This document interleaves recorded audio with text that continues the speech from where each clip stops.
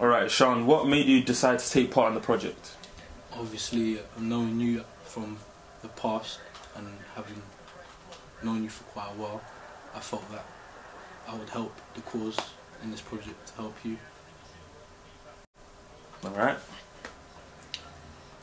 So when did you first struggling with anxiety, and what were your symptoms? Well, reliving the past, I'm 21 now, and I moved in my own place when I was 16, and my mum had to go back to her country. And living at that age, because I would say from personal experience, from the age 16 to 19, those are critical ages in one's life, especially for a man. Yeah. So having to deal with like how to become independent, it does bring out stress, and it does bring out like anxiety, because obviously, as I said, if you're living on your own, you're moving out of your environment and you have to fend for yourself. How do you think that you coped with living by yourself at such a young age? Obviously, there's a mixture of things. You can't just put it on one particular element.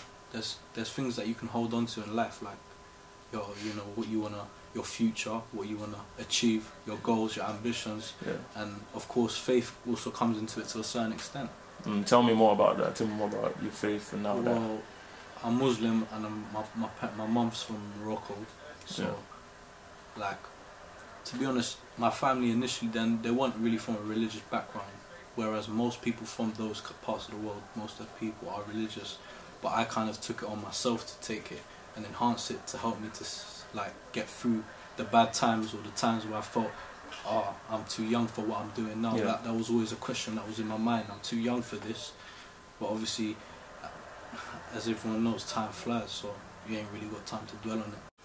I would say, like, at that age, I was in education, I was in college, but for the next 2 years after that, I dropped out every year, so I didn't really make the course that for the years. It's usually a 2-year course. Yeah. It's only till the last 2 years I started. I'm in my last year now in college, and I think wanting to be involved in education or wanting to do something, even though it didn't work out, it's like it kept myself, going to college. That keeps you away from these factors.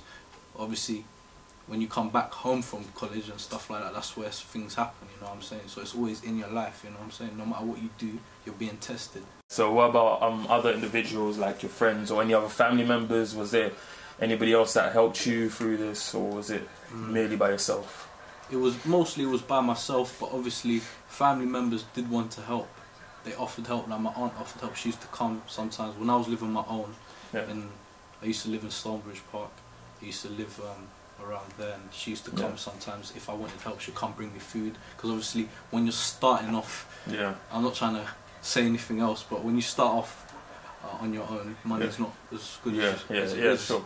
Depending, no matter what you do or whatever you do after, like, I thank God that I'm okay now, but those times you have to hold on to things. Would you say that your mum moving away caused some sort of subconscious stress or anxiety? Yeah, most definitely. Like, obviously, that woman was with me all my life, most of my life. She was the sole parent of me, the sole guardian, as you would say. So in that sense, yeah, I did, because obviously, who doesn't love their mum, of course. So obviously, I did miss her company, but also I was driven though. That's why. That's the problem. I was driven to succeed, and I thought it was an opportunity. I felt it was an opportunity when she left to show what I'm really about, because when I was living with my mum, yeah, she protected me in it, but obviously I didn't have that independent life that I wanted to lead. And obviously, looking back at it now, I'd rather that happen now. Yeah. Happen too young. That's the problem. Happen too young. Yeah. Why do you say that? Why? Well, it depends, innit? I think for a 16-year-old to do all those things at once, because obviously when you live on your own, things happen where you have to find out how things work. And I didn't have my mum there to tell me this. Obviously, having to pay rent or getting income support, getting housing benefit, paying the bills. Funny enough, when I was living in Stonebridge, obviously people know what a boiler is. A boiler usually in a whole house or a block. The boiler for the whole block was in my room. So for like nearly 2-3 years, I was having to deal with that. Tell me more about the hostel when you first moved out. When I first moved into this... Yeah, when you first moved into accommodation. Tell me more about the hostel. Well, when I was in the hostel, that was like a 3-4 week period where we got to decide what's going to happen, because the council, when they take in, because I have to explain, I have to address this, because a lot of people watching this, they might think, okay, he got his own house, a lot of people can do it, but it's all depending on the situation. Like services, the council, it all depends on, they know what's going on. Like, you know, it's like Big Brothers. Everyone know, the system do know. And they knew my mother was not in the country and she came back, so that put me high priority. So in that time, I moved from being in a hostel for 3 weeks, I moved to that studio flat. So how was like your first few nights in the hostel? Oh, the hostel, yeah. It was kind of bad. People knocking on the door for cannabis, because people there smoke. You got people smoking crack. They were smoking crack downstairs. I see people like shitting on the stairs.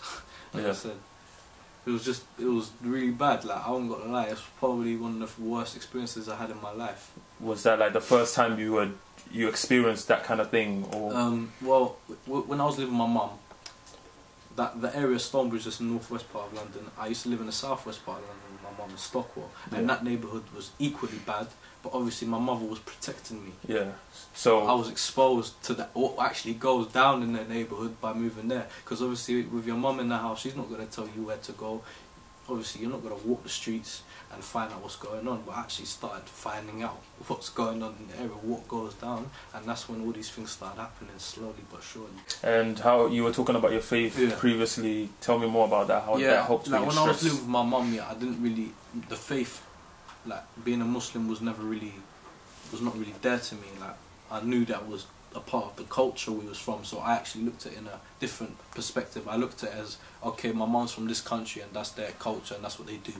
But in actual fact, when I started reading more about Islam, I realised that it's like you got half the world who worship it. So I don't really agree with people when they judge Muslims as a whole, because you're judging people from Malaysia right to Morocco, from the east to west. So there's so many different people that worship the religion. So when I took that on and I started reading about it, to be honest with you, when I started praying and I started doing it more regularly, I felt like it was something to keep me away from bad things, because I know sinning is wrong. Like, it tells you what's right and what's wrong, and it tells you though, like, when you're praying, to me it felt like it was meditation.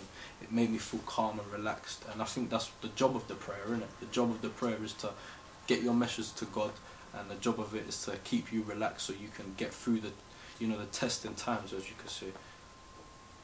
Alright. That's good. Alright, thank you so much for participating in this interview with me. I'm happy to open up to you. Don't worry.